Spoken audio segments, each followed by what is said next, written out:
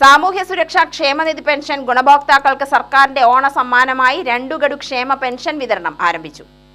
നെന്മാറ ഗ്രാമപഞ്ചായത്തിൽ വല്ലങ്ങി വിത്തനശ്ശേരി സഹകരണ ബാങ്ക് മുഖേന വീടുകളിലെത്തിക്കുന്ന പെൻഷൻ വിതരണോദ്ഘാടനം ടാർക്കോസ് ഡയറക്ടർ കെ പ്രേമൻ നിർവഹിച്ചു. അങ്ങനെ എല്ലാ മനുഷ്യരും കേരളത്തിൽ ദാരിദ്ര്യത്തിൽ കിടക്കണമെന്ന് പറയാൻ പറ്റുമോ? ഇല്ല.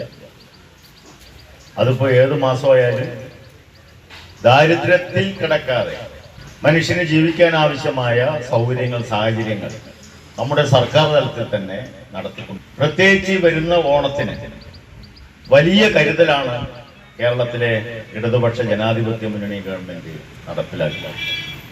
സാമ്പത്തികമായി സർക്കാരിന് അല്പസ്വല്പം പ്രതിസന്ധി ഉണ്ടെങ്കിലും ഈ നാട്ടിലെ സാമൂഹ്യ സുരക്ഷാ പെൻഷൻ മേടിക്കുന്ന ആളുകൾക്ക് 2 മാസത്തെ പെൻഷൻ 3200 രൂപ ഓണത്തിന് മുമ്പ് കൊടുക്കണമെന്നാണ് തീരുമാനം. ഓണത്തിന് മുന്നേ കിട്ടിയിട്ടില്ലേ കാര്യം അല്ലേ? ഇനിയിപ്പോൾ ഓണത്തിന് അല്പസ്വല്പം കോടി മേടിക്കുക, ഇനി അല്ലെങ്കിൽ പച്ചക്കറി മേടിക്കുക, ഇനി പലചരക്ക് സാധനം മേടിക്കുകയില്ലേ?